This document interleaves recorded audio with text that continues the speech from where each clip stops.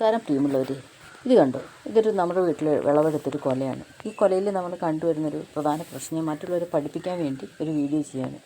ഇത് രണ്ട് രീതി വരാം. ഇതൊരു തരം ബനാനയുടെ ധാരാളം ഈ നീരുറ്റി കുടിക്കുന്ന ഒരു അഫിഡ് പോലൊരു സാധനം വന്നിട്ട് നമ്മുടെ തണ്ടിലൂടെ വന്ന് കുറേശ്ശെയായിട്ട് കൊലയിലോട്ട് കയറി എല്ലാ കൊലയിലോട്ടും, അതായത് ആ ഒരു കൂട്ടത്തിൽ നിൽക്കുന്ന എല്ലാ കൊലയും വ്യാപിക്കത്തക്ക രീതിയിൽ എല്ലാ കൊലയ്ക്കും അടുത്ത തലമുറയ്ക്കായിട്ട് ഇങ്ങനെ വന്നുകൊണ്ടേയിരിക്കുന്നുണ്ട്.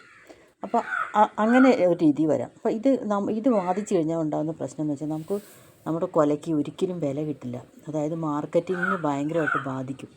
പിന്നീട് ഇത് വരാനുള്ളൊരു ചാൻസ് എന്ന് വെച്ചാൽ സ്ഥിരമായിട്ട് ഇതിപ്പോൾ കൂമ്പായി വരുന്ന കാലയളവിൽ തന്നെ അവിടെ ധാരാളം തേൻ കുടിക്കാൻ വേണ്ടി വരുമല്ലോ, വവ്വാലിൻ്റെ ഒരു സ്ഥിരമായിട്ടുള്ള വരവ്. അത്തരം സന്ദർഭങ്ങളിലും ഇങ്ങനെ ഉള്ള രീതി കാണാം.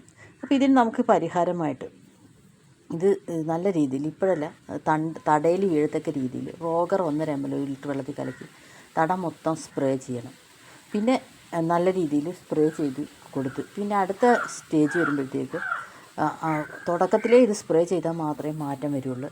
പിന്നീട് നമ്മൾ വളരെ ശ്രദ്ധിച്ചിട്ട് വേണം അതിൽ നിന്ന് കൂടുതലും നെക്സ്റ്റ് തലമുറയിലുള്ളൊരു കന്നെടുക്കാതിരിക്കാൻ ശ്രമിക്കുക.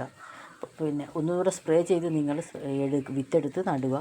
അതല്ലെങ്കിൽ എന്നിട്ടും ഇതേ പ്രശ്നം ആവർത്തിക്കുന്നൊരു സാഹചര്യമാണെങ്കിൽ ചിലപ്പോൾ അതോടുകൂടി മാറിയേക്കാം. അതില്ലെങ്കിൽ ഇൻ കേസ് അത് വീണ്ടും ഇതേ കൊല തന്നെ വരുന്നതെങ്കിൽ നിങ്ങൾ പിന്നീട് അതിൽ നിന്ന് കന്ന് തിരഞ്ഞെടുക്കാതിരിക്കുക. ഇതാണ് ശ്രദ്ധിക്കേണ്ടത്.